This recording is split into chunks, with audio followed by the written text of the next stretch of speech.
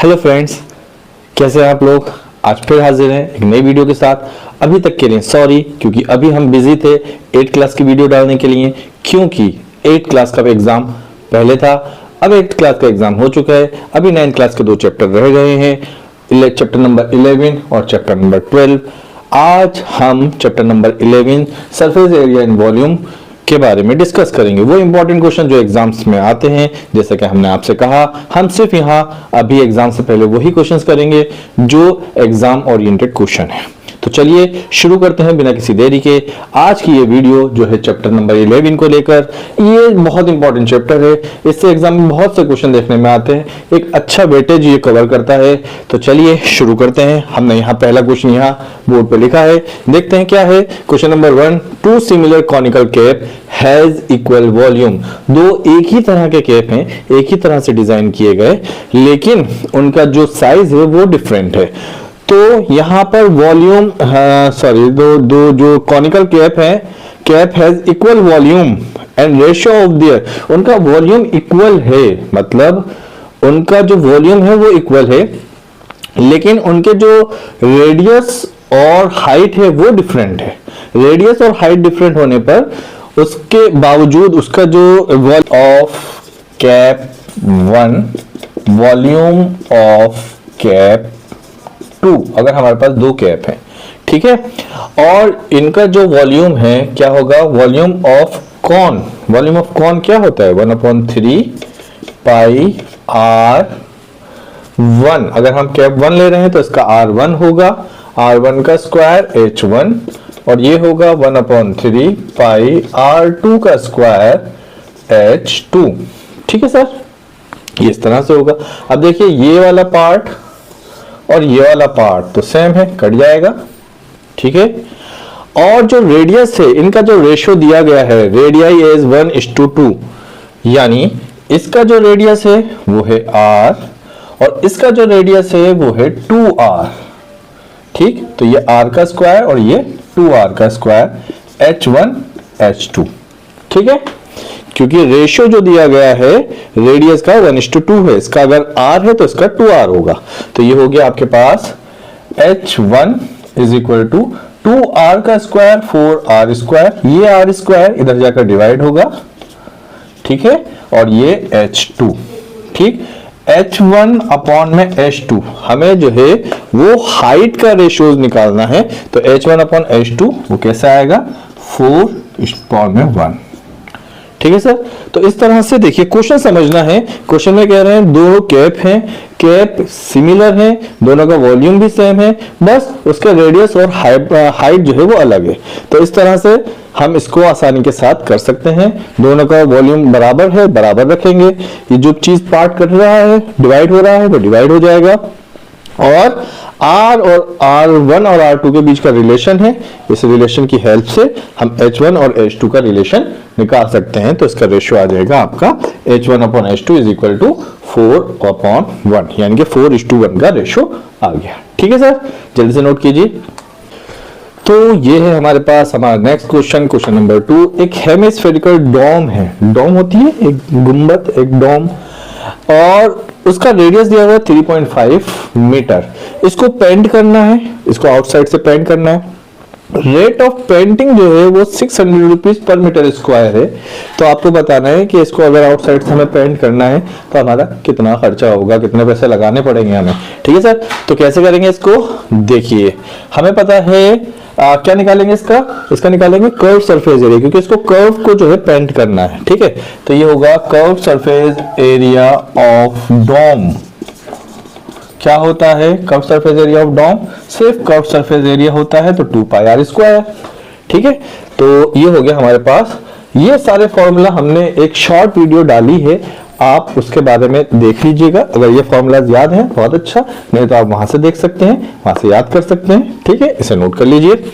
Curve surface area of dome is 2 pi r square, यानी 2 multiply में 22/7, और r है 3.5 यानी कि 7/2 और 7/2 मीटर। ठीक, यहां से ये खत्म हो गया, यहां से ये खत्म हो गया, यहां से ये 11 आ गया, ये आ गया 77 मीटर स्क्वायर। ये है हमारे पास curved surface area of dome. अब क्या है, cost of painting, cost of painting निकालना है। देखिए 1 मीटर स्क्वायर का कितना जा रहा है, 600 रुपए, और अगर 77 है तो 77 से मल्टीप्लाई कर देंगे। हाँ, 1 मीटर स्क्वायर का ये, तो 77 मीटर स्क्वायर का ये आ जाएगा आपका रुपीज में। कितना रुपीज, 7 6 42, 7 6 42 और 4 46 और 1 2, ये हो जाएगा। ये इतना रुपया हमें देना पड़ेगा। कितना, 46,200 रुपए। ठीक है, 46,200 रुपए अगर हम देंगे तो हमारा जो डोम है उस पर पेंट कर दिया जाएगा। ठीक है सर, चलिए नोट कर लीजिए क्वेश्चन को। तो सर ये हमारे पास हमारा next question, question number 3, if the volume of a sphere A upon volume of sphere B is 8/28। अगर दो हमारे पास स्फीयर हैं ए और बी, उनका जो वॉल्यूम का रेशियो है वो 8:27 का है, तो हमें मालूम करना है कि उनके सरफेस एरिया का रेशियो क्या होगा। ठीक है सर, कैसे मालूम करेंगे, देखिए वॉल्यूम ऑफ स्फीयर क्या होता है, 4/3 पाई आर, R1 या ए ले सकते हैं, आर ए का क्यूब,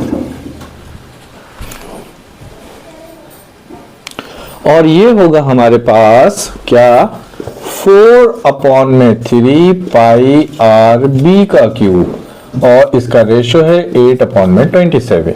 4/3 खत्म, पाई से पाई खत्म, आर ए अपॉन में आर बी, इसका जो क्यूब था ये हो जाएगा 2/3 का क्यूब। ठीक है, ये ऐसा हो गया, क्यूब से क्यूब खत्म हो गया, तो ये हो गया हमारे पास R A is 3RA is equal to, या आर ए सीधा सीधा सा R A is equal to 2/3 RB। ठीक है, तो ये रिलेशन निकल कर आया आर ए और आर बी में। ठीक, अब हमसे पूछ रहे हैं, जब हमने आर का रिलेशन निकाल लिया, अब हमसे पूछा जा रहा है ये इसका सरफेस एरिया क्या, सरफेस एरिया क्या होता है स्फीयर का, स्फीयर का सरफेस एरिया क्या होता है, स्फीयर का सरफेस एरिया होता है पूरा सरफेस 4 पाई आर ए का स्क्वायर और 4 पाई आर बी का स्क्वायर। ठीक है, ये हमारे पास 4 पाई से 4 पाई खत्म, R1 अपॉन R2 का स्क्वायर आ गया, R A upon R B का स्क्वायर।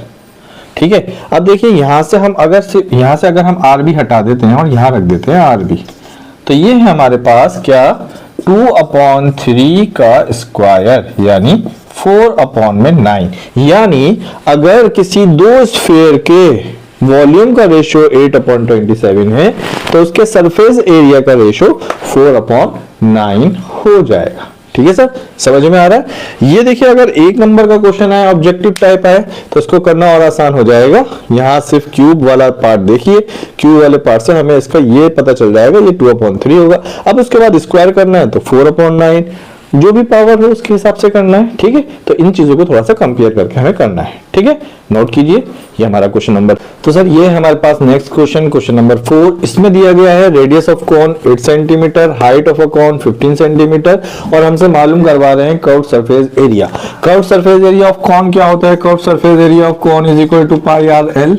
ठीक है, एल क्या है यहाँ पर, स्लांट हाइट, आर क्या है, रेडियस। अब यहाँ स्लांट हाइट तो दी नहीं है, यहाँ सिंपल आपको हाइट दी गई है, तो फिर पहले क्या करना होगा, एल निकालना होगा। एल निकाल लेते हैं, L is equal to root R का स्क्वायर प्लस एच का स्क्वायर बाय पाइथागोरस थ्योरम। ये आप लोगों ने पढ़ा होगा। एल निकालने के लिए, स्लांट हाइट निकालने के लिए ये होता है हाइट का स्क्वायर प्लस रेडियस का स्क्वायर। ठीक है, अब हमारे पास दोनों चीजें मौजूद हैं, आसानी के साथ कर सकते हैं। 8 स्क्वायर प्लस 15 स्क्वायर, ये हो जाएगा 64 प्लस 225 और 287 और 17 289 289 ये होता है 17।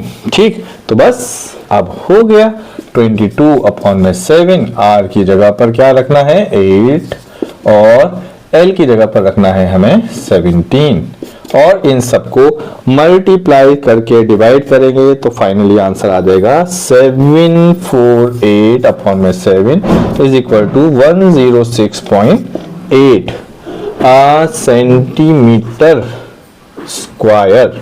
ठीक है सर, तो ये है। इस तरह से एक क्वेश्चन हमने इसलिए रखा है, ये क्वेश्चन एग्जाम में आया है, पहली बात। दूसरी बात ये कि यहाँ पर एल नहीं है तो एल निकालने के लिए याद रखिएगा, एग्जाम में कंफ्यूज नहीं होना है। अगर हाइट है तो पहले आपको एल निकालना पड़ेगा। अगर आपने एल की जगह ये वाली हाइट रख दी तो ये वाली हाइट नहीं है, ये स्लांट हाइट नहीं है, ये हाइट है, हाइट। तो स्लांट हाइट आपको निकालनी होगी और उसके बाद इसको सॉल्व करना होगा। ठीक है सर, नोट कीजिए। ये है नेक्स्ट क्वेश्चन। इसी तरह के क्वेश्चन एग्जाम में आते हैं और ये छोटे से क्वेश्चन होते हैं, लेकिन इसमें क्या होता है कंपैरिजन होता है, रेशियो निकालने के लिए आते हैं। इसमें ज्यादा कुछ कैलकुलेशन नहीं होता है, ऊपर नीचे बहुत सारी चीजें कर जाती हैं। ये भी क्वेश्चन एग्जाम में आ चुका है, इससे पहले जो हमने क्वेश्चन और करवाया था रेशियो वाला वो। तो इस तरह के क्वेश्चन देखे गए हैं, एग्जाम में बार बार आते हैं, तो इन क्वेश्चन की अच्छे से प्रैक्टिस कर लीजिए, ये एग्जाम में आने वाले हैं। ठीक है, तो करते हैं next question. Total surface area of a sphere and hemisphere is equal, मतलब total surface area of sphere का क्या होता है, total surface area of sphere, total surface area of hemisphere, ये है बराबर। ठीक, तो यहां पर हम लिखेंगे इसका टोटल सरफेस एरिया क्या होता है स्फीयर का, 4 पाई आर स्क्वायर, अगर ये R1 है, और ये है हमारे पास टोटल सरफेस एरिया इसका क्या होगा 3 पाई R2 का स्क्वायर। ठीक है सर, ये हो जाएगा। तो इसका मतलब ये हुआ कि R1 अपॉन में R2 इसका स्क्वायर, ये हमारे पास है। अगर हम इसको ले आए इधर और इसको ले गए इधर तो ये हो जाएगा 3 अपॉन में 4, यानी इनका जो स्क्वायर है R1 अपॉन R2 का स्क्वायर वो ये है। अब आगे की बात हम कर लेते हैं। ठीक है, ये हो गया। तो हमसे पूछ रहे हैं रेशियो ऑफ देयर वॉल्यूम, तो volume of sphere, volume of hemisphere.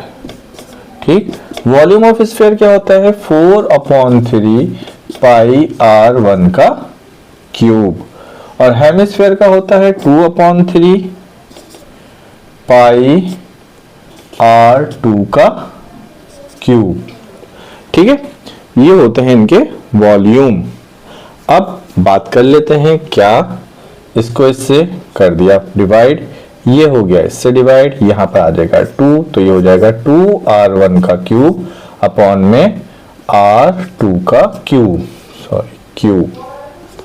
ठीक है, ये हमारे पास आ गया है। अब अगर हमें इसका रिलेशन निकालना है तो क्या होगा, R1 upon R2, R1 upon R2 3 upon में है 4, तो इसका हो जाएगा स्क्वायर, इधर जाके रूट। तो यहां पर देखिए हम क्या करेंगे, यहां पर लिख सकते हैं हम 2R1 अपॉन R2 का क्यूब। ठीक है, इतनी बात समझ आई। अब यहां पर रख सकते हैं R1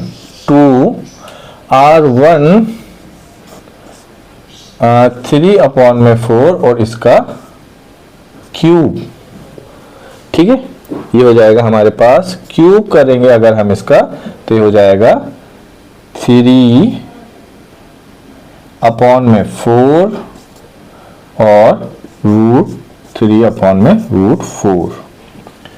ठीक है, तो यहां से ये रूट 4 और ये तो खत्म हो जाएगा, ये आ जाएगा हमारे पास 3√3 अपॉन में 4। ठीक है सर, बात समझ आई। क्या करा हमने टोटल सरफेस एरिया इसका स्फीयर का 4 पाई R1 का square, total surface area of hemisphere, hemisphere का टोटल सरफेस एरिया क्या होता है 3 पाई R स्क्वायर। ठीक, तो R1 अपॉन, इससे हमने देख लिया, इसको इधर ले गए, इसको इधर लेकर आए, तो R1 अपॉन R2 का स्क्वायर 3/4 और R1 अपॉन R2 √3/2, इस तरह से लिख सकते हैं। फिर उसके बाद वॉल्यूम ऑफ स्फीयर और वॉल्यूम ऑफ हेमिस्फीयर इसको कंपेयर करा, तो उसके बाद यहां से ये 2 खत्म हो गया, सिर्फ 2 बचा यहाँ पर, r1/r2 का क्यूब। तो r1/r2 हम यहां से निकाल चुके हैं, √3/2 या पूरा रूट में 4, इसका क्यूब करेंगे। इसका क्यूब करने के बाद हमें मिलेगा 3/4, एक बार स्क्वायर करने पर और एक बार रूट, तो यहां से ये इससे कैंसिल आउट हो जाएगा। ठीक, ये 2 है और ये √4 मतलब 2, ये खत्म हो गया।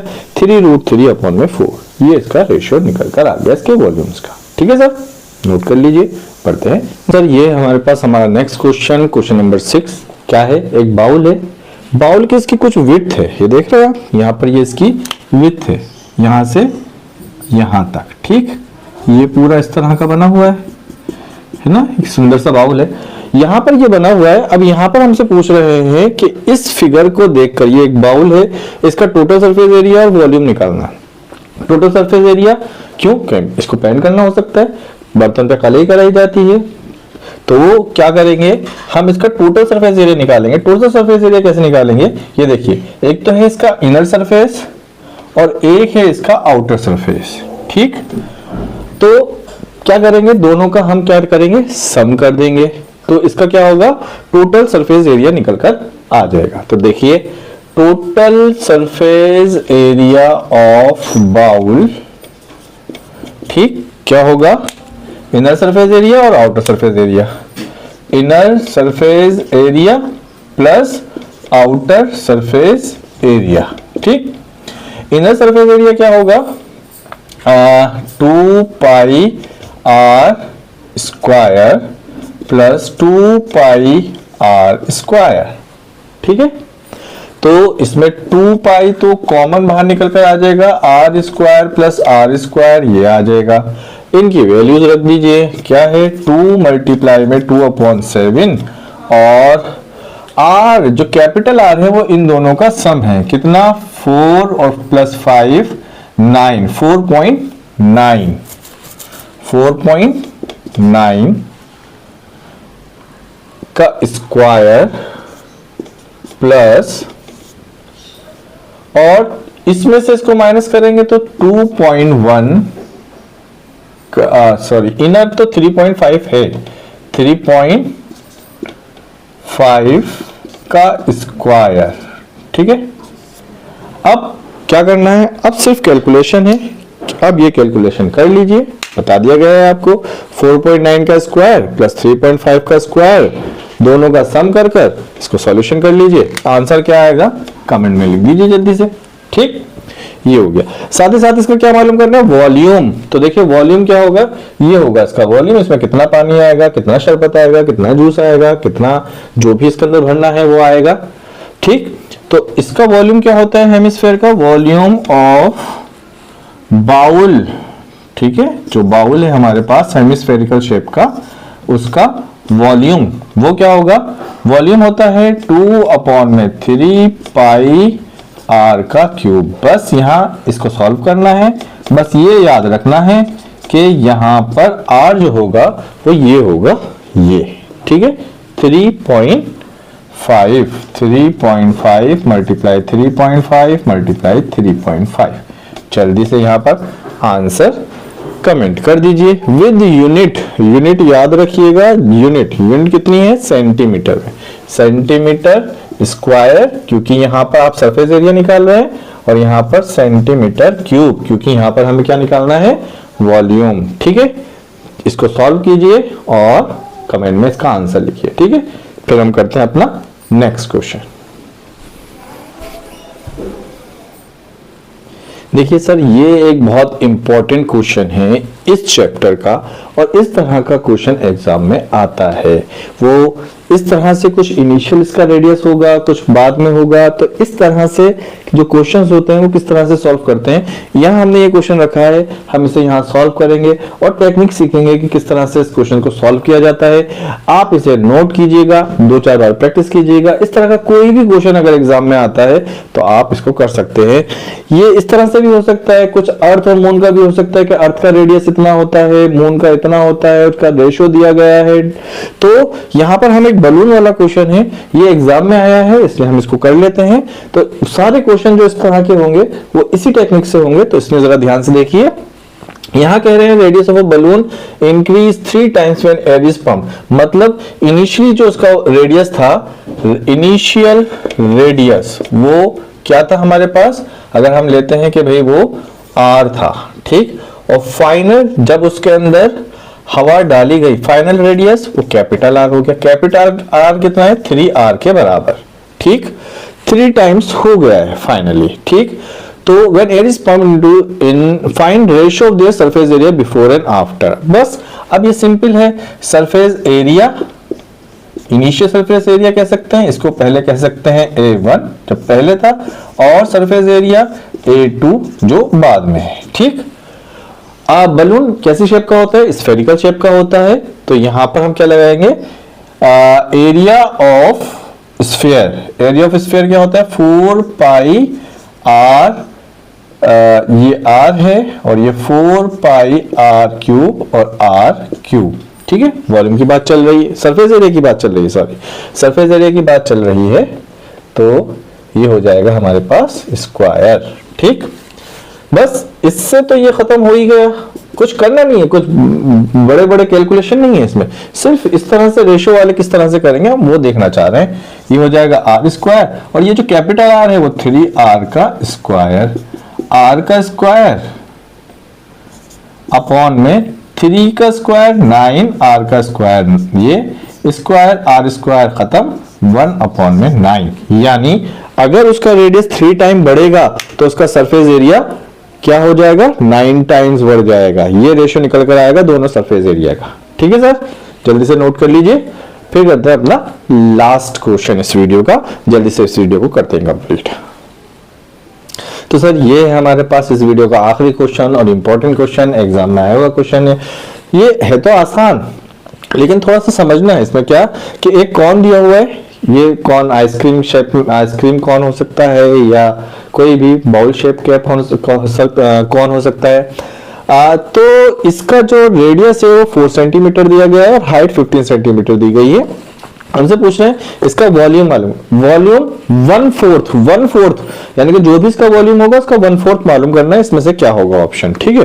तो हमें पता है वॉल्यूम ऑफ कॉन क्या होता है, वॉल्यूम ऑफ कॉन क्या होता है, वॉल्यूम ऑफ कॉन वो होता है 1/3 पाई r स्क्वायर h, ठीक है सर, ये होता है। अब हमसे क्या कह रहे हैं, हमें जो रिक्वायरमेंट है कौन का 1/4 निकालना है, तो एक्चुअल 1/4 वॉल्यूम ऑफ कॉन वो क्या होगा 1/4 इंटू में 1/3 इंटू में पाई इंटू में r दिया है 4 यानी कि 4 का स्क्वायर और h दिया है 15, ठीक। ये है हमारे पास, बस अब इसको सॉल्व कर देना है। 3 5 जा 4 1 जा 5 4 जा 20 25, तो हमारे पास ऑप्शन है 25। इस तरह से हम कर सकते हैं। ये और भी आसान हो गया, पाई की वैल्यू रखनी नहीं है, पाई क्योंकि हमें ऑप्शन में है, हमने ऐसे इसको रख दिया, ठीक है सर। तो ये है सरफेस एरिया के कुछ इंपॉर्टेंट क्वेश्चन। अभी और भी क्वेश्चन हैं जो बुक के हैं, एनसीईआरटी के हैं, उसके लिए मैंने जो एनसीईआरटी वाले क्वेश्चंस हैं उसके लिए मैंने एक शॉर्ट वीडियो डाल दी है जो इंपॉर्टेंट हैं क्वेश्चंस उसके, तो आप वहां से देख सकते हैं और उन क्वेश्चंस की प्रैक्टिस कर सकते हैं एनसीईआरटी से। ये कुछ क्वेश्चंस थे जो एग्जाम्स में आए हैं और इस तरह के क्वेश्चन एग्जाम में आते हैं, तो उनकी टेक्निक मैंने समझाई है, और यही इसी तरह के क्वेश्चन जो एनसीईआरटी में वो भी आप इसकी मदद से आसानी से कर सकते हैं। तो आज की वीडियो में इतना ही, और मिलते हैं अपनी नेक्स्ट वीडियो में। जब तक के लिए तैयारी करते रहिए और हमारे साथ जुड़े रहिए, तब तक नेक्स्ट वीडियो तक के लिए बाय बाय।